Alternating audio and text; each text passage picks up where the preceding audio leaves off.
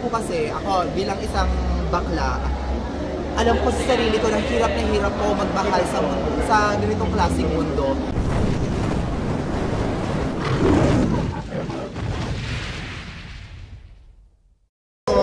Anong feeling mo na napili ka? Alam mo ako hindi ko ma-explain, hindi ko ma-other into words yung nararamdaman ko kasi number one, sobrang hirap po mag-produce pala. This is my first film na ipoproduce. Ikaw din ang producer at the same time, ikaw ang bida. At bida din. So, alam mo yun, hindi ko alam kung mapoproduce ba namin, mabubuo ba namin, at mabubuhay ba namin ang multo. Pero yun nga, may mga tao at may mga entities, may mga brand na maniniwala sa iyo at kakampi ka. Kaya ayun, nabuhay po namin ang multo. Yeah! Hindi ka naman mapapamura sa pelikulang ito? Hindi po natin sure kasi baka pag nagmura ako, ma-rated X na naman. Lang, charot. Bakit itong material na to ang napili mo? Anong meron dito sa multo? Ito po, gusto ko lamang po kasi ako bilang isang bakla, alam ko sa sarili ko na hirap po magmahal sa ganitong klaseng mundo. So, minsan po dinededma ka, minsan yung mga ibang tao, deadma sila sa kung sino ka at talagang hindi nila papahalagaan ang nararamdaman mo. Tulad mga bakla, para kami mga multo, malayo kami magmahal. Madalas, kahit malayo kami magmahal, totoo to. At most of the time, buhay ang pagmamahal namin. So, nakarelate ka sa movie? Oh yes, nakarelate ako sa script, nakarelate ako sa concept ng film, and I love it.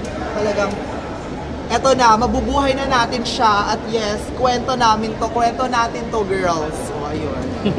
Sasamusta ka na after maging viral yung pag-film?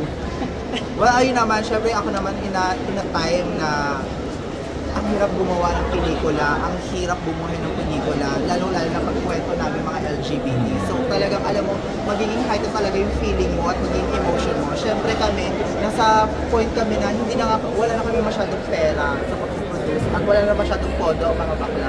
Pero alam mo yun, may mga alam mo yun, kumukontra pa din at pumipigil sa mga gusto naming kwento. So alam mo yun, sana siyempre, alam mo, tao ka lang naman, di ba? May mga feelings din. So ako, ayun, yun lang naman ang nararamdaman ko at the moment. Pero, siyempre, thankful pa din kasi nag-rated 18 ko rin. Hindi ka ba naiingit kay EJ na may gano'ng eksena sila ni Tony? Parang kayo, wala kayo eksena rito ni ano? Ay naku, nung pinanood ko yung Dream Boy, tapos nakita ko yung eksena ni EJ, sabi ko, ay parang deserve yung rated X. Oo, panalong-panalo si, doon na, EJ doon na. Kaya dito, kinuha naman si Martin. Oo, kinuha naman si Martin. Bawal. So, di ba, paano kami magkakaroon ng ganong eksena? Mainit na eksena ni Martin. Patay ako dito, di ba? So, ayun. So, i-make sure niyo ba na PG yung pelikula ninyo? PG to, pang pamilya to, sobrang pang festival to, at saka aabangan niyo to kasi, alam mo yun, ito ay culmination ng aking mga pinaghirapan at talagang ibibigay ko talaga ng todo dito para maaliw at mabigyang buhay ang mga ganitong klaseng kwento. Ano reaction dun sa kantang Multong Bakla? Grabe pa.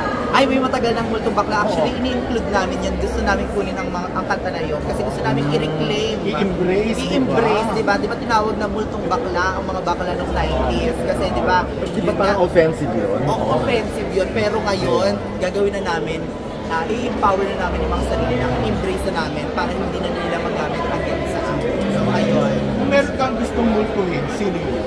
Ay, nako, yung mga kumukontra sa amin, gano'n, pupultuhin talaga natin. At of course, syempre, yung mga nagpapahirap sa mga Pilipino, di ba? Ayan. Pangalan ko lang, syempre lahat ng mga magkakakontra, marami sila. Post ko na lang kayo.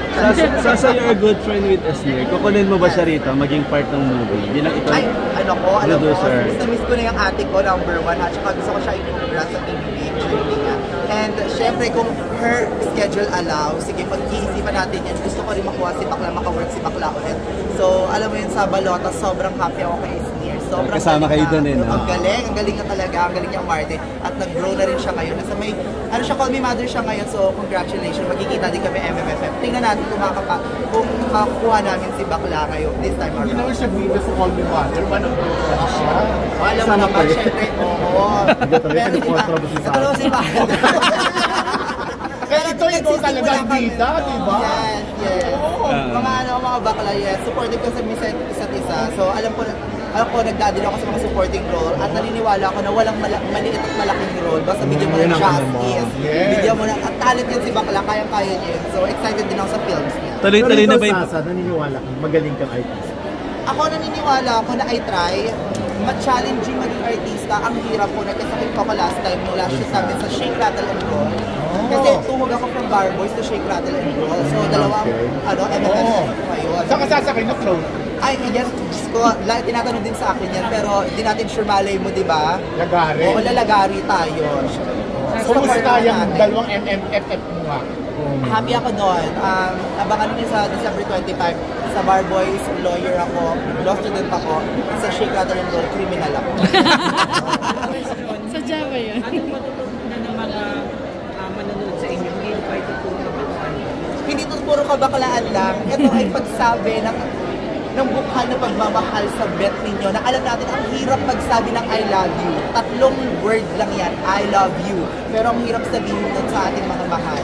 Pero dito, gusto namin ipakita na may mga tao talaga na kahit anong mangyari, hindi namamatay yung pagmamahal nila. Some kwento, some stories refuse to die, and some love refuse to die. At yun ang gustong ipakita ng Bulko, ng ating pelikula, na nabuhay na ngayon. Ilan ang nasabihan ng I love you sa totoong buhay? Sa totoong buhay lang, hindi ko agad binibigay ang I love you kasi ang I love you napaka-special at sacred niyan. At ako, nabigay ko sa mga konting tao. May mga nag-break ng I love you ko, ng trust ko, pero wala akong nire-regret. Ganon din mga nakshi ko, huwag kayong mag-regret pag may nagsabi kayo ng I love you. Sa message ko na sa MTRCB. Ang message ko sa MTRCB, sana po magtulungan po tayo. Sana po hindi lang po yung mga pelikulang bet ninyo or alam mo yon, just because again sa paniniwala ninyo, supportan pa rin natin.